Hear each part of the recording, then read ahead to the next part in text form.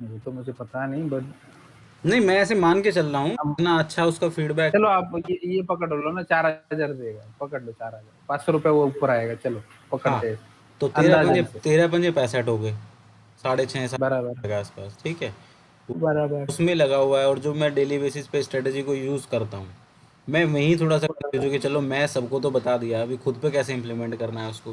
कि मान लो वो 20-25 हज़ार रुपये लगा के अगर मैं ऐसे किया साल भर में, तो उस कहीं ज़्यादा ही हो जाएगा। हाँ, ये है कि नहीं रखने का ऐसे नहीं, हमें कुछ ऐसे नहीं, एडिशनल नहीं, बेनिफिट नहीं, नहीं, मिले। नहीं, ना, ना, ना, ना, ऐसे मत करो। हम्म। आप ना, मैं आपको एक बताता हूँ, देखो, हर एक ब्रोकर या हर एक ये ना उसके टारगेट्स भी देते हैं कि हम्म। भाई ये टारगेट इसका इतना है, इसका इतना होता है टारगेट। अब वो टारगेट आज के डेट से कितना परसेंटेज में है, उसका परसेंटेज कितना है, बेसिकली वो हम्म। निकालो। हम्म। जो मुझे समझ आ रहा है मैं आपको बता रहा हूँ, गलत होगा तो बोल दीजिए। हम्म। और अब हम ये सोचेंगे कि हम जब डेली रूटीन में जब हम ट्रेडिंग कर रहे हैं, तो हम्म। मैं दिन का कितना निकालूंगा तब मुझे इतना मिलेगा। हम्म।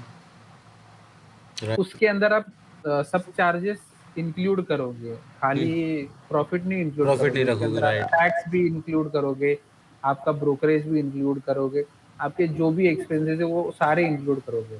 हम्म। क्योंकि देखो डिलीवरी में क्या होता है, आपका कोई ब्रोकरेज लगने वाला नहीं है, राइट। ठीक है। और यहाँ पे आपको थोड़ा बहुत तो ब्रोकरेज लगेगा, हाँ, तो थोड़ा बहुत 25-30 रुपये मानो जो भी हर है वो ट्रांजेक्शन आप पे। इंक्लूड कर लो, हाँ, इंक्लूड करके चलो आप। टैक्स थोड़ा बहुत इंक्लूड करके चलो, क्योंकि आप डेली टू डेली कर रहे हो तो टैक्स लगेगा कुछ ना कुछ हद तक, हम्म। ठीक है। तो वो इंक्लूड करो, फिर उसको देखो कि क्या आपका वो अमाउंट बन रहा है या नहीं बन रहा है, ऐसे करो आप। हम्म। अच्छा, तो आपको फिर ये पता चीज़ चलेगा और ना, बताना, देखो आप अगर कोई बोलोगे ना बंदा। कि नहीं मैं तो ये इतना निकाल ही सकता हूँ, तो ऐसे तो आप नहीं कर पाओगे कभी भी। निकाल सकता हूँ या निकालने की कोशिश करूंगा, वो अलग चीज होगी ना। हम्म। एटलीस्ट वो हम रीड तो कर पाए कि हाँ भाई चलो ये मेरी थ्योरी है, इस थ्योरी की वजह से आता है कि नहीं आता है, हम्म। वो आपको करना पड़ेगा। अच्छा तुषार, अगर कोई बंदा तुम्हारी नॉलेज में है, देखो मेरी नॉलेज में तो कोई है नहीं, मान लो हम्म, ऐसे हम लोग इक्विटी में करते हैं, ठीक है, हम्म, हम्म। उसका टैक्स के ऊपर कोई इम्पैक्ट क्या पड़ेगा? मान लो मैं डेली बेसिस पे ऐसे करता हूँ। देखो टैक्स के ऊपर इम्पैक्ट आता है उसका। बेसिकली मैंने वो इंट्राडे का टैक्सिंग कभी पढ़ा नहीं है, वो मैं एक बार पढ़ लूंगा, हाँ आपको बता भी दूंगा मैं। हाँ हाँ बट हाँ। जहाँ तक मेरा नॉलेज है, मैं आपको डिलीवरी के बारे में बता सकता हूँ, क्योंकि मैंने वो खुद जानबूझ के रीड किया था हम्म। कि क्यों लगता है टैक्स हमें। बेसिकली फॉर एग्जांपल उसका भी वो है कि एटलीस्ट 1 साल के बाद आप कोई भी शेयर्स बेच देते हो जो आपके पास 1 साल से पड़ा है, हम्म। ठीक है। तो उसके ऊपर टैक्स कैसे लगता है, फॉर एग्जाम्पल वो 5,000 का आपने इन्वेस्टमेंट किया है हम्म। और आपको 2,000 प्रॉफिट हुआ है, मतलब टोटल अमाउंट आपको कितनी मिली, 7,000 मिली वो हम्म। शेयर बेचने के बाद। हम्म। तो आपको वो पूरे 2,000 7,000 के ऊपर नहीं लगेगा, सिर्फ और सिर्फ 2,000 के ऊपर लगेगा as a share capital gain, क्योंकि आपका एक्चुअली शेयर कैपिटल गेन होगा। हम्म। 2,000 के ऊपर 10% लगता है, इफ आप 1 साल के बाद निकालते हो तो ये डिलीवरी लॉन्ग टर्म के लिए टैक्स इतना ही है, इससे 1 रुपया ज्यादा नहीं है। नहीं, और वहाँ पे आपका मैंने एक चीज़ और पढ़ा था अभी कुछ दिन पहले, कि इसमें होता है आपका टर्नओवर। हम्म, टर्नओवर है कि। टर्नओवर आपका तब डिसाइड हो जाता है जब आप, आपका जो एक्चुअल में आपको आपको जो टैक्स स्लैब है, आप देखो सबको 7,000 के लिए नहीं बैठेगा। अब हम्म। मेरा टर्नओवर है, अपना जो अपने को एग्जाम्पशन कितना मिलता है, फॉर एग्जाम्पल 1.5 लाख, हम्म। बराबर है। आपका हम्म। जो इनकम है वो 1.5 लाख का है, तो 1.5 लाख होगा तो आपको कोई टैक्स नहीं लगेगा, एग्जाम्पल के तौर पे बोल रहा हूँ मैं, हम्म। ठीक है। हम्म। अब एक 1.5 लाख जैसे ही आपको क्रॉस होता है, आपका जब भी एम्प्लॉय भी देखो 1 रुपया भी क्रॉस करेगा, तो हम्म। वो आपके पूरे सैलरी स्लिप पे वो टैक्स लगाना चालू करता है, बराबर है। हम्म। वैसे ही हमने जब केवाईसी हमारा सबमिट किया था, तब हमने हमारा टैक्स स्लैब बोला होगा कि भाई मैं सैलरी स्लिप में हूँ और मुझे 1.5 लाख या 2 लाख का अजम्पशन है, एग्जाम्पशन है। तो 1.5 लाख के बाद जो आपका इनकम बनता है, या 2 लाख के बाद जो इनकम बनेगा, जो भी आपके एग्जाम्पशन के बाद इनकम बनता है, उसके ऊपर आपका टैक्स आता है बेसिकली। हम्म। तो ये है कहानी उसकी। डायरेक्टली वो आपके एग्जैक्ट प्रॉफिट के ऊपर नहीं बैठता है, आपका देखता है आपका टोटल इनकम कितना है उस साल का, उस साल में आपने क्या क्या किया है, वो आपका सैलरी देखेगा, फिर आपका इनकम स्टेटमेंट देखेगा, उस हिसाब से आपको टैक्स पता चल जाता है। पर जीरोधा में ना मैं आपको दिखाता हूँ, जीरोधा में एक चीज है,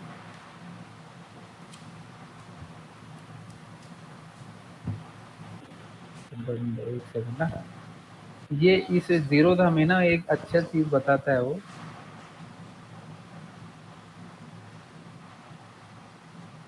एक रिपोर्ट देता है बेसिकली वो अपने को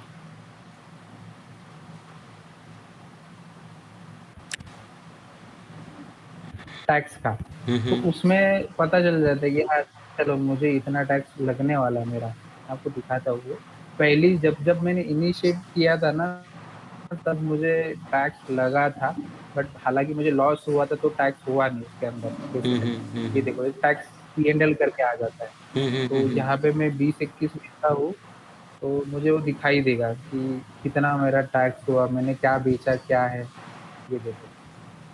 तो यहाँ पे दिखा रहा है कि मैंने इंट्राडे किया था 37 रुपीज का कुछ, तो उसका टर्नओवर 197 था, और उसके लिए मेरा टैक्स क्या था, तो कुछ नहीं, क्योंकि मैंने ऑलरेडी नुकसान करके रखा था मैंने। तो वो ये दिखाएगा तुमको। तो ये एक है इसके अंदर टैक्स P&L में। ओके। ठीक है। और इंट्राडे के लिए एग्जैक्ट कैसे लगता है ना, वो मैंने कभी देखा नहीं, मैं आपको दिखा रहा हूँ। देखो मैंने कभी भी सेल नहीं करता हूँ, तो मेरे पास कभी भी रेट नहीं दिखेगा, जो बाय कर लिया वो कर लिया। मेरा वो एक तकलीफ है। हाँ मैंने बाय कर लिया, बाय कर लिया, देखो ये सारे बाय के ट्रेड है मेरे। मैं कभी भी सेल नहीं किया आज तक, जो सेल किया था एकदम इनिशियल सेल किया था। दिखेगा आपको। नहीं नहीं, सही है। देखो दो चीज़ें हैं ना, हम लोग किस तरह से सोचते हैं, ऐसा नहीं है। हाँ इन डेली वाले इससे जो है बेस्ट इन्वेस्टमेंट वाला ही रहता है जैसे, लेकिन उसमें भी आपकी क्वांटिटी मैटर करती है, मैं भी ये बोलता हूँ। आपका क्वांटिटी बहुत मैटर करता है, और कुछ भी नहीं। मैं आपको दिखाता हूँ, ये जैसे देखो वो ये आपका सारे वोलन बाय वोलन के ही वोलन है भाई। बुफे है, वो बुफे 1 लाख क्वांटिटी लेके डाला था। 1,000 हाँ वारेन बफेट। डालता तो ही थोड़ा बन हाँ रहा था, लेकिन 1 लाख क्वांटिटी बहुत होता है सर। हाँ, 1 लाख के लिए पैसा भी चाहिए ना। बिल्कुल। अब अपने ही होल्डिंग देखो, चलो छोड़ो दूसरों की होल्डिंग क्या देखनी है, अपनी होल्डिंग देखो, दो दो दो हाँ, दो दो पाँच मेरे दो पास भी पाँच ऐसे ही दो। था, 50 जगह मैं डाल ऐसे ही रखा था, करता दो हूँ। दो दो दो, एक एक, तीन तीन ऐसे डाला हुआ था। क्या करेंगे, अब पैसा नहीं है तो क्या कर सकते हो, तो बट मैंने इस ऐसे जगह डाल के रखे कि भाई हाँ मुझे मेरा ग्रोथ होना चाहिए। आज के नहीं डेट नहीं, में इतना बढ़िया मेरा बढ़िया। 36% मिल रहा है, बिल्कुल। तो मुझे वो अच्छा लगता है इन्वेस्टिंग। हाँ अब हाँ, मैं नहीं नहीं, इंट्राडे बहुत नहीं अच्छा। करता बिकॉज मेरा कुछ प्रॉब्लम नहीं है। राइट। चलो छोड़ो, अब आते हैं आपके थोड़ा स्टेटमेंट पे एनालिसिस का। हम्म। ये नहीं, एनालिसिस का आप देखो, कैसे करते हो, यहाँ तो पे चलो जब हम एनएलसी ओपन करते एनएलसी हैं को ना लेके शेड्यूल। बता दो, आप पूरा स्टेप बाय स्टेप कैसे देखते हो। हाँ देखो मैं जब भी देखता हूँ ना, पहले तो यही रीड कर लेता। अभी चलो मैं पूरा आपको दिखाई देता हूँ, मैं कैसे रीड करना कोशिश करता हूँ। जब भी मैं देखता हूँ ना, तब मेरा ये मैक्स पैटर्न पहले मैं देखना चालू करता हूँ। इफ मेरे रडार में, मतलब यहाँ से मैं आपको दिखाता हूँ, ऐसे पैटर्न को मैं कभी फॉलो नहीं करता। हम्म। ये मेरे नजर में ही नहीं आएगा, ऐसे उड़ ही जाएगा डायरेक्टली, क्योंकि हम्म। पैटर्न ही मेरा अच्छा नहीं है, ऐसे बोलता हूँ मैं इसको। हम्म। तो वो पैटर्न कैसे होना चाहिए हमेशा मेरे लिए, अप एंड डाउन हो उसके लिए कोई प्रॉब्लम नहीं है, हम्म। बट समझो यहाँ से चालू हुआ, यहाँ पे ऐसे चलना चाहिए वो। हम्म। इफ ऐसे है ना, तो मैं उसको आगे करता हूँ, मतलब मेरा पहला स्टेज है उसका मैक्स पैटर्न हमेशा ग्रोइंग मोड में हो, ऐसे क्या बोलते हैं, नॉर्मल रोड में नहीं हो। जैसे कि अभी आप इन्फोसिस या हैप्पीएस्ट माइंड देखो, इन्फोसिस देखोगे तो कभी भी नीचे आया है जरूर, यहाँ पे है, बट हम्म। यहाँ पे भी ऊपर गया, ऐसे ऐसे ग्रोइंग मोड चाहिए ऐसे। बट वही आप एनालिसिस देखोगे तो वो मेरे रडार से पहले ही आउट हो जाएगा, बिकॉज यहाँ से जो गया है वो यहाँ ऊपर आया ही नहीं कभी, ऐसे क्या हो गया इधर। तो पहले तो ये फाइंड आउट करना पड़ेगा कि ये क्यों ऐसे हो रहा है। अब ठीक है। नॉर्मली इसका बिजनेस ही ऐसे है तो ये साला माइनिंग में फँस ही गया है। और हम्म। गवर्नमेंट इंडिया के जितने भी अभी प्रोजेक्ट है ना, वो उतने नहीं चल रहे। आप देखोगे तो क्या बोलते हो, वो एक दूसरा है, इंडियन ऑयल का क्या, हाँ हाँ ओएनजीसी, हाँ, ऑयल ओएनजीसी। नेचुरल गैस, वो भी नहीं चल रहा है। कोई हम्म। भी आप कोई भी प्रोजेक्ट देखो उनका, जो भी government of India, except IRCTC, मतलब हाँ। बिकॉज वो मोनोपोली बिजनेस है तो वो चल रहा है, अदरवाइज बाकी कोई बिजनेस नहीं चल रहा है गवर्नमेंट ऑफ इंडिया का। इसके बाद मैं देखता हूँ फिर मनी कंट्रोल हो जाता है सीधा सीधा। तो यहाँ पे मैंने ऑलरेडी खोला है फ्यूचर, ठीक है। तो मनी कंट्रोल में ये खुल जाएगा। तो पहले तो ये रीड कर लेता हूँ कि ये क्या है आपका, मार्केट कैप क्या है। मार्केट कैप नहीं है ठीक, तो ठीक है चलो रहने दो। यहाँ पे नहीं पता चलता है कुछ चीजें, तो सिर्फ नंबर देख लेता हूँ। उसके बाद फेस वैल्यू क्या है, एटलीस्ट यहाँ पे 10 रुपया होगा ना, तो वो तो कर सकते हैं कि भाई इसके ऊपर बोनस मिल सकता है या स्प्लिट मिल सकता है, एटलीस्ट स्प्लिट तो आएगा ही। फिर उसके बाद सीधा मैं यहाँ पे फाइनेंशियल पे जाता हूँ। हम्म।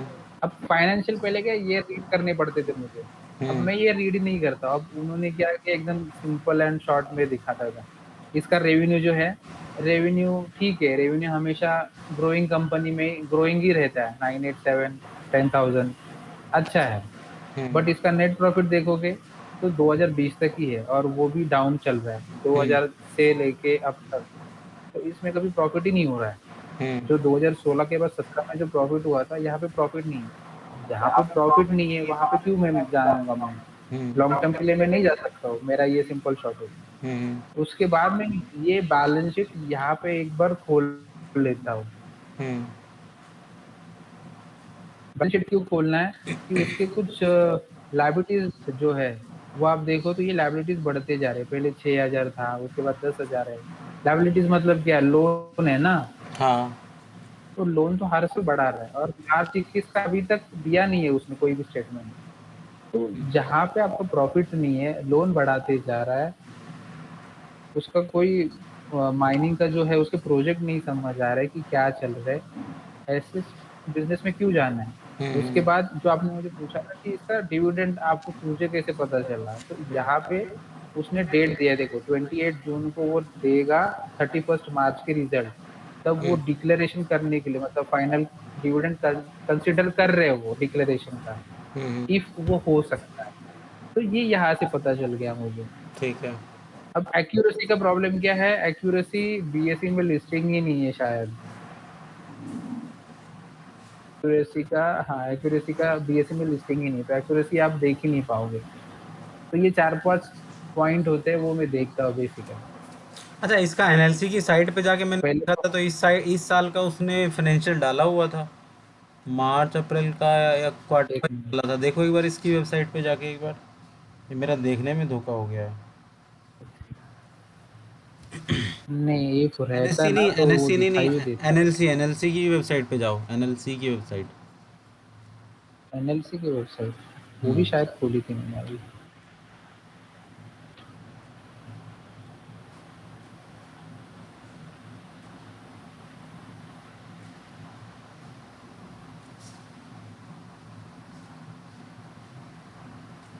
India limited. हाँ, इधर जाओ, इस पे आता है, मैंने देखा था यहाँ से तो। आपके पास शेयर तो आपको मेल आया होगा, इफ आया होगा तो। हाँ रिजल्ट आते हैं ना मेल पे भी अपने हाँ हाँ पास, हाँ, तो वो आते आया हैं। है क्या। आता है, मैंने नोटिस नहीं किया, देख तो लिया। इसका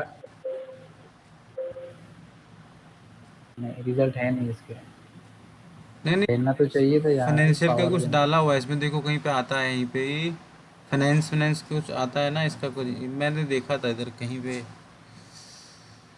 कहाँ देखा था?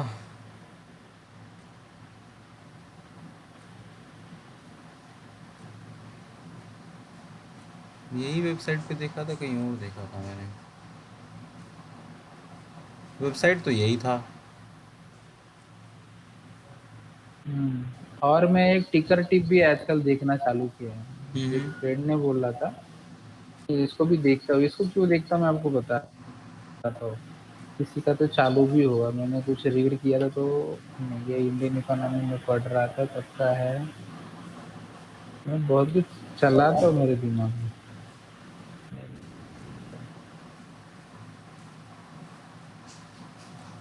ये देखो, ये यहाँ पे ना ये बताता है इंट्रिंसिक वैल्यू। इंट्रिंसिक वैल्यू आपको कभी रीड किया होगा आपने कि कम में intrinsic value is less than currency, current price is less than intrinsic value.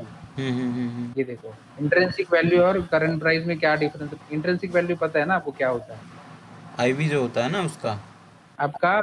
हाँ बराबर, उसका वैल्यू क्या है, मतलब उसका एक्चुअल वैल्यू कितना है और कितने में मिल रहा है अपने को। हम्म। नॉर्मली मार्केट में ये बोला जाता है इंट्रिंसिक वैल्यू जब भी आपका करंट प्राइस से हाई होता है तब हम्म। शेयर को बाय नहीं करना चाहिए। करना चाहिए, ये राइट। बुकिश नॉलेज है, हाँ। नहीं करना चाहिए, बुकिश नॉलेज बोलता है। हम्म। बट अच्छे शेयर्स में कभी भी इंट्रिंसिक वैल्यू कम होगी ही नहीं। हम्म। जैसे कि बजाज फाइनेंस, इन्फोसिस, टीसीएस या विप्रो। कोई भी बड़ा शेयर्स ले लो और कोई भी, तो उसकी इंट्रिंसिक वैल्यू कम नहीं होती क्योंकि उनके पास इतने प्रोजेक्ट है, तो उनकी तो मार्केट में बाइंग होती रहती है, तो राइट। इंट्रिंसिक वैल्यू कम क्यों होगी।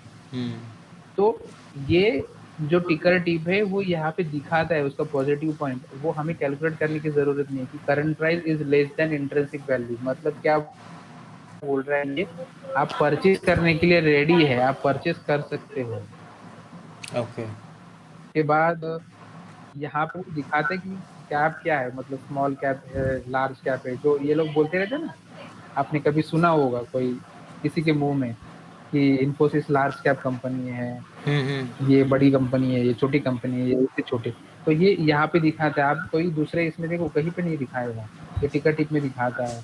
फिर ये इसके ऊपर आप दाव खेलते हो तो क्या है उसका रिस्क, क्या है, हाई रिस्क है, मॉडरेट रिस्क है, लोअर रिस्क है, वो ये सारी चीजें यहाँ पे दिखाता है। ओके। उसके बाद इधर ये प्रमोटर है कि नहीं, इसका प्लेस हुआ है कि नहीं, तो वो भी दिखाई देगा। अब यहाँ पे प्रॉफिट देखो, यहाँ पे भी देखो 2020 तक की फाइनेंशियल दिए है, मतलब इसने 2021 के रिजल्ट दिए ही नहीं है। दिए ही नहीं, राइट। अब यहाँ पे देखो एंट्री पॉइंट दिखा रहा है, देखो एंट्री पॉइंट दिखा रहा है, good time to consider as stock is not in overbought zone. मतलब क्या वो बोल रहा है कि भाई आपको परचेस करना चाहिए, ये ओवरबॉट जोन में नहीं है। जो हम आर एस एस करते हैं ना, हम्म। ये लोग एनालिसिस करते हैं, कैंडलस्टिक जो करते हैं, हम्म। तो वो यहाँ पे दिखा रहा है खुद एंट्री पॉइंट कि ओवरबॉट जोन में नहीं है, तो आपको खरीदना चाहिए ये। इसके तो बहुत सारे पॉजिटिव पॉइंट है, बट मेरे पास जो नेगेटिव पॉइंट है उसका आंसर नहीं है इसके पास। इफ प्रॉफिट नहीं है तो मैं क्यों परचेस करना है, राइट। आपका कोई लॉन्ग बात बढ़ते नहीं, जा रहा थोड़ा है तो क्यों करना है। मतलब मेरे को अभी यही पता चल गया ना मोटा मोटा कि लॉन्ग टर्म के लिए मेरे को नहीं रखना है इसको। नहीं रखना है, ये हाँ, अभी ये मेरा है कि अजम्पशन है हाँ कि हाँ, नहीं नहीं नहीं, रखना है, सही बट है सही है। अरे आपके डिसीजन के आपको बताने के चक्कर में मैं इसको भी तो सोचा था, टाइम नहीं मिल रहा था ना। मैंने पूछ लिया कि भाई इसमें जो है क्या है, क्योंकि अभी मैं आपको बोलता हूँ ना, नहीं अभी होल्ड करो आप उसको। हाँ। आपको क्लियर बोल रहा हूँ, आप होल्ड करो, मार्च का रिजल्ट आने दो, मार्च 21 के रिजल्ट आने दो, शायद प्रॉफिट हो, बूम आ जाए एकदम से। एटलीस्ट हाँ, 50 रुपया भी ऊपर गया तो भी एक शेयर के पीछे बिल्कुल बिल्कुल, 100% नहीं ना बूम रिजल्ट आने आने। की चांसेस है हाँ। माइनिंग में भी। रिजल्ट का वेट करो, वैसे भी रिजल्ट अच्छा नहीं आया तो डिविडेंड तो मिलने वाला ही है। हम्म। 1 रुपया भी डिविडेंड मिल गया तो भी मिल जाएगा। इतना देगा ना कि नहीं पता नहीं, क्योंकि गवर्नमेंट इंडिया इतना देता नहीं है डिविडेंड। तो देखो ये दो तीन साइड है, आपको रीड करनी चाहिए। नहीं नहीं, इनका पता नहीं था, अभी आपने बता और मुझे ऐसा लगता है कि फॉलो जो करूंगा आप इसको। करो इंट्राडे, आप इंट्राडे करो, मैं ना नहीं बोलता। देखो इसने डिविडेंड दिया था 17 फरवरी को, दिया था 1 रुपए का, तो शायद ये दे सके।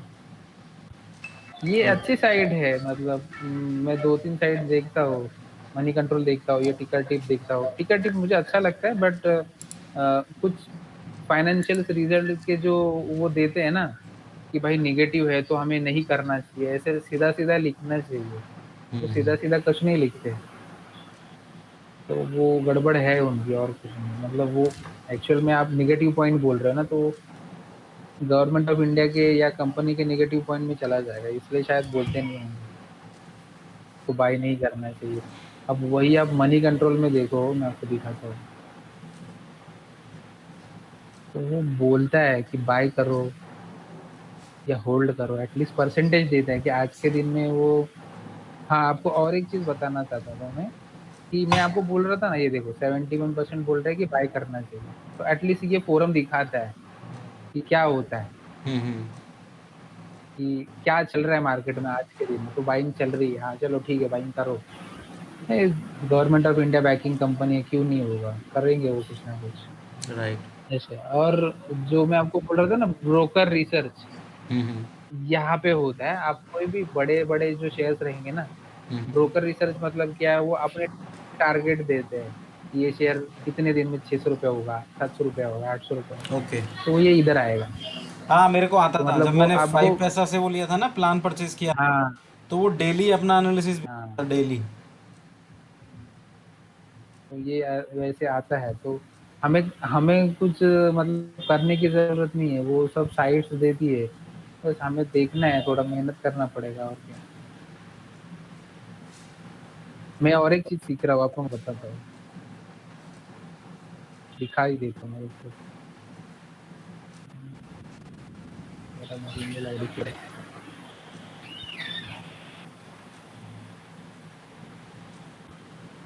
एक्चुअली मेरे दिमाग में बहुत कुछ चल रहा है,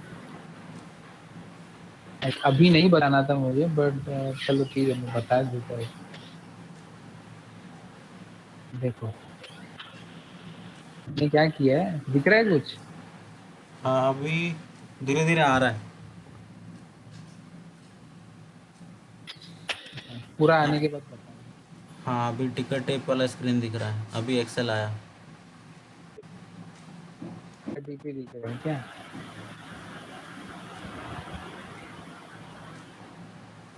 अभी क्या दिख रहा है, एक्सेल दिख रहा है? हाँ, अभी दिख रहा है मेरे को, फिर प्रिंस पाइप करके दिख रहा है कुछ। हाँ प्रिंस ब्राइप है। देखो मैं क्या करने की कोशिश कर रहा था, मैं आपको समझाता हूँ। हम्म। मैं ये दो तीन फॉर्मूलाज रीड करना चालू किया था कि मेरा क्या कहना था कि मेरे पास जो होल्डिंग है ना, हम्म। उसको मुझे बेसिकली एवरेज करना है।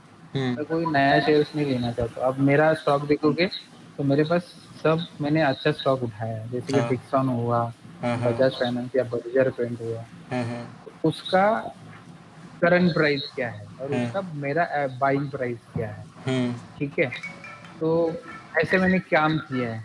हम्म। अब मैं ये बोलता हूँ कि मेरे बाय प्राइस से करंट प्राइस क्या बोलता है, ये हम्म। आपको बेसिकली आपका होल्डिंग में आता है। तो मैंने बाय प्राइस मैंने क्या किया, मैंने फॉर्मूला हेलो। लगा दिया, is equal to Google finance NSC prince price, hmm. ऐसे। ये दिख रहा है आपको हाँ। फॉर्मूला? तो इसको सिर्फ मैं फ्रेश कर दूंगा ना, तो ये आज का बाय प्राइस एग्जैक्ट अभी का बाय प्राइस क्या है, तो वो यहाँ पे दिखाएगा अपने सामने। ठीक। मुझे कहीं पे जाने की जरूरत नहीं, समझ रहे आप? हम्म। अब मैं ये बोल रहा हूँ कि इसका जो बाय प्राइस आज का ये है, इसका 31 मई को, मतलब मैंने जब बाय किया था समझो, आज किया बाय, तो 31 मई में क्या बाय प्राइस था, तो हम्म। वो बाय प्राइस ये है उसका, 31 मई के आसपास।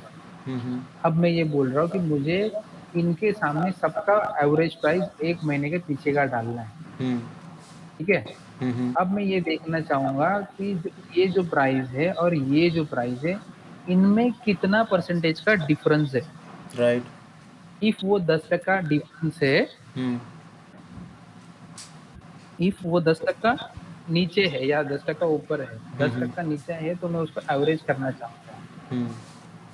समझ रहे हैं? हाँ जी। या 5 टका नीचे है तो मैं उसको एवरेज करना चाहूंगा, बट मुझे वन शॉट सारों का बाय प्राइस यहाँ पे दिखना चाहिए। 1 महीने पहले क्या बाय प्राइस था, 5 महीने पहले क्या था, तो हम्म। उसका बाइंग प्राइस मुझे निकाल के यहाँ पे उसका डिफरेंशिएट निकाल के काम करना है। अब मैं ये काम करने के लिए देख रहा हूँ।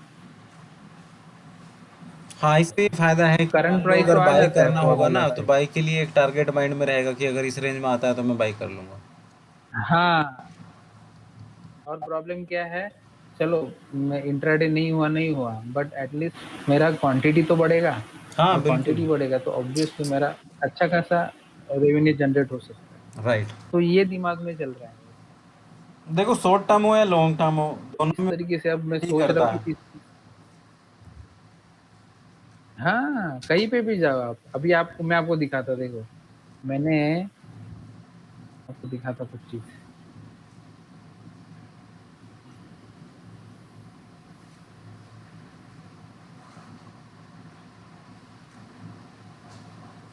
मैंने विप्रो लिया था, जैसे ही छोड़ा वैसे ही भाग गया। अब ये देखो, अब ये देखो बजाज फाइनेंस देखो, मेरा हाँ, एवरेज कॉस्ट क्या है देखो, थ्री साढ़े सिक्स तीन सेवन हजार है। नाइन हाँ, बट आज का एवरेज कॉस्ट क्या है, 60। 6,000 है। मतलब मुझे कितना परसेंटेज हो रहा है, 64% मिल रहा है। और मेरे हाँ, पास क्वांटिटी कितना है, 2। दो ही क्वांटिटी है ना, वही 10 क्वांटिटी होता तो क्या अमाउंट बनती थी यहाँ पे। मज़ा आ जाता। तो पॉइंट ये है कि भाई नहीं है तो नहीं है, अब क्या करें। अब जैसे कि ये एक है बिरला सॉफ्ट है, तो ये 20 है, बट भाई मैंने 173 से लिया, आज का प्राइस क्या है, 400 टिच करने आए हैं। हाँ, 125% का प्रॉफिट है मेरे पास, बट क्वांटिटी नहीं है। क्वांटिटी नहीं क्या है ना, करें, क्वांटिटी नहीं है है। क्या मान लो करें। देखो, होगा क्या, जैसे मान लो आज लिया हुआ है, बस थोड़ा सा यहाँ पे गड़बड़ हो जाता है। मान लो आपने 3679 पे लिया, हाँ, इस 367 पे आए तो आपका जितना प्रॉफिट आज की डेट में है ये सब जीरो हो जाए। इसका मतलब यही होगा ना भाई, यानी कि अब मेरा दाव कहाँ पे फंसा है, मेरा मेरा दाव यहाँ पे फंसा है। हाँ। ये एक निठल्ली कंपनी है, मैं तुम आपको बता रहा हूँ। तो यहाँ पे मैं क्यों फंसा मैं बताता हूँ। हाँ, ये इसका एक न्यूज आया था बीच में हाँ, कि इसने रिलायंस ने ले लिया, हाँ, आपने पढ़ा होगा तो कहीं। हाँ, हाँ, कुछ 4 महीने के बाद न्यूज आया फिर से कि इसकी बैंड बज गई, उसने बस छोड़ दिया। बस। तो वो फिर से नीचे आया, मतलब छोड़ो जाने दो, अब क्या है, जो नहीं है आपके नसीब में नहीं है, क्या कर सकते। ये अच्छा खासा चल गया। हाँ, ये देखो, ये मैंने 26 से लिया था, ये देखो हुआ है। बढ़िया है। तो लेकिन अभी वैसे क्वांटिटी वाला हो तो सीन, आपका दिन बनता है। वैसे वाला सीन ना बन जाए। अभी एक बंदे ने क्या किया हुआ था वो, आ, अभी 2-3 दिन पहले किसका न्यूज़ चल रहा था, वो अडानी ग्रुप का, अडानी वाला। हाँ, अडानी वालों का क्या था। अडानी अडानी हाँ, वही। एक बंदे ने अडानी। 3 लाख की क्वांटिटी के साथ बाय किया हुआ था। 3 लाख के थे उसके टोटल, और उसका हाँ हाँ 9 लाख। हाँ, आप बोल रहे थे मुझे, हाँ, बराबर अब वो उसका बराबर। प्रॉफिट जो है, जैसे उस दिन गिरा, उस दिन उसका प्रॉफिट हो गया करीब 6 लाख। वो बेच दिया। गलत है। वो बेच दिया। सुनो, उस दिन क्या हुआ, मैं ऐसे ही तुक्का मारा हाँ, मैंने तो। मैंने क्या किया, 1250, 1250 पे मैंने एक क्वांटिटी लिया था, ठीक है। और वो करीब बराबर। 1400 के आसपास गया। मैं 14.5, मतलब 140 पॉइंट हाँ, मुझे मिले थे एक ही क्वांटिटी पे। Okay okay. हाँ, एक ही क्वांटिटी पे 140 पॉइंट मुझे मिल गए थे। बट फिर मैं उसको जो है वो कर दिया, हाँ दिया, क्योंकि एक ही क्वांटिटी था, ऐसे